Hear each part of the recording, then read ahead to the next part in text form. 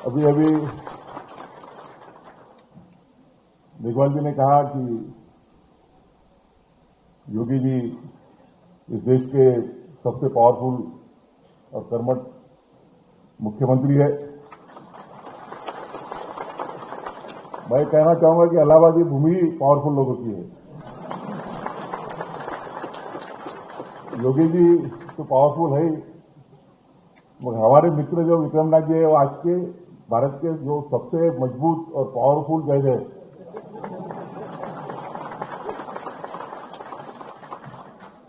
कुछ बातें आज कहना नहीं चाहूंगा, 24 नवंबर के बाद बोलूंगा।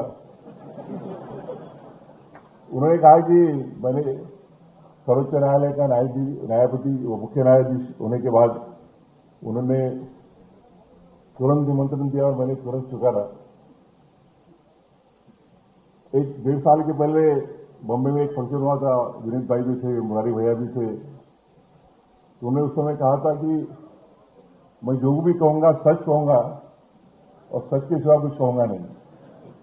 पर आज उन्होंने सच नहीं बोला। मैं चीफ जस्टिस ऑफ इंडिया होने के पहले ही उन्होंने बोला था कि आप 14 तारीख को शपथ लेंगे, उसके बाद में पहला ऑफिशियल प्रोग्राम आपको प्रयागराज में मेरे हाईकोर्ट की जो बिल्डिंग नई बन रही उसके उद्घाटन के लिए आना पड़ेगा। और नहीं बोलने की मुझमें हिम्मत नहीं थी। 30 तारीख के पहले कॉलेजियम कराना था। तो इस आज अवसर पर आके मुझे बहुत खुशी हो रही। आज संयोगवश अहिल्याबाई होलकर जिन्होंने 300 साल पहले भारत में एक सामाजिक न्याय की भावना से महत्वपूर्ण कार्य किया, उनकी जयंती के अवसर पर आज इस भवन का उद्घाटन हो रहा है। ये हमारे सबके लिए एक गौरवशाली बात है।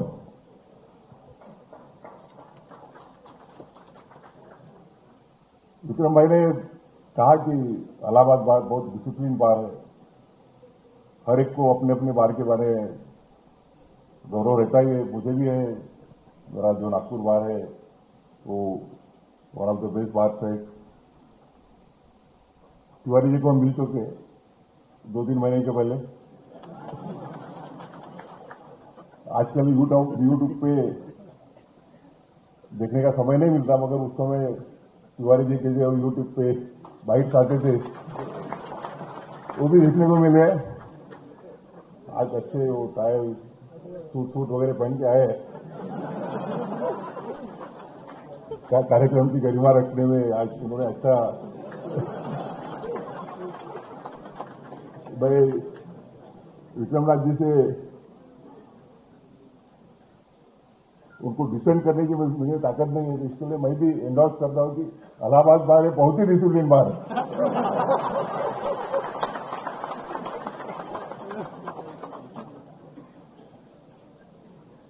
प्रयागराज की जो भूमि है, उत्तर प्रदेश का जो इतिहास है वो एक गरिमाई ऐसा इतिहास रहा हुआ है। इसी भूमि में और विधि क्षेत्र में तो इलाहाबाद का नाम सुवर्णाक्षर में लिखा जाता है। जो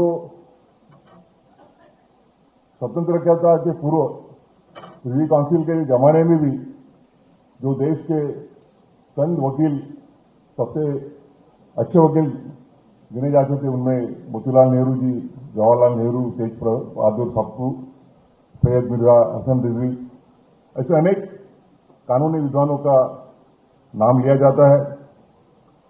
उसी प्रकार से भारत का जो हिंदी साहित्य है उसमें भी प्रयागराज के काफी दिग्गज जैसे महादेवी वर्मा, हरिवंश राय बच्चन, सुमित्रानंद पंत, सूर्यकांत त्रिपाठी निराला, अकबर इलाहाबादी, धर्मवीर भारती, सुभद्रा कुमारी चौहान, इनको भी जाना जाता है।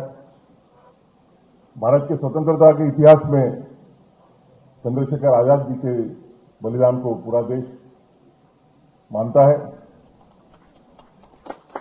उन्होंने जो देश के लिए बलिदान दिया था, देश के स्वतंत्रता के लिए, देश हमारा सदैव उनके लिए ऋणी रहेगा। आज मुझे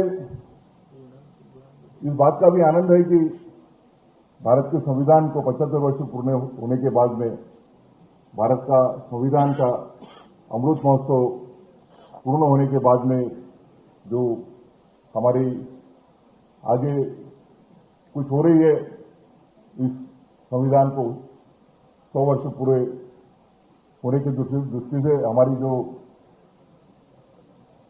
जो जर्नी चल रहा है, उस साल में मुझे भारत के सर्वोच्च न्यायालय का मुख्य न्यायाधीश होने की जो संधि मिली है, उसके लिए मैं खुद को गौरव समझता हूं। जैसा कि मेघवाल जी ने कहा, माननीय मुख्यमंत्री ने भी कहा कि हमारा संविधान जो है वो ऐसा संविधान है कि जिस संविधान ने हमारे देश को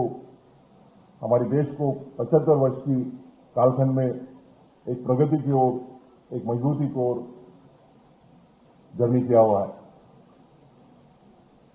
जब संविधान बन रहा था और उसका फाइनल ड्राफ्ट कॉन्स्टिट्यूशन असेंबली के सामने रखा गया था, तब बाबा साहब अम्बेडकर के ऊपर क्रिटिसिज्म हुआ।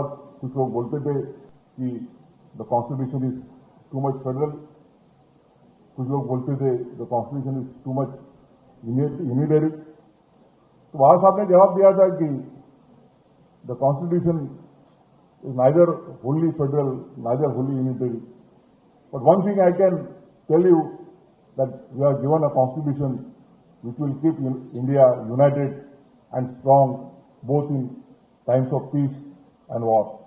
आज हम देखते हैं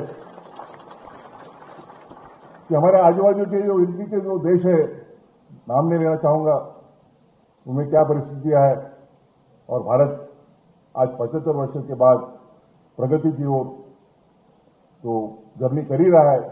पर जब जब भी देश के ऊपर संकट आए, उस समय एक मजबूत और यूनाइटेड ऐसा देश रहा हुआ है, और इसका श्रेय अगर किसी देना चाहिए तो भारतीय संविधान को ही देना होगा।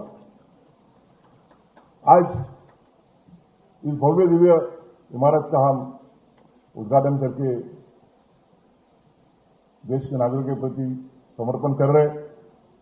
मैं इलाहाबाद उच्च न्यायालय, उसके मुख्य न्यायाधीपति, सभी न्यायमूर्ति भाई बहन और इलाहाबाद उच्च न्यायालय के वकील संघ के सभी सदस्यों का अभिनंदन करना चाहूंगा कि पूरे देश के वकील संघों को एक जेलसी आ जाए, ईर्ष्या आ जाए, ऐसी भव्य दिव्य इमारत आप सबको मिली है।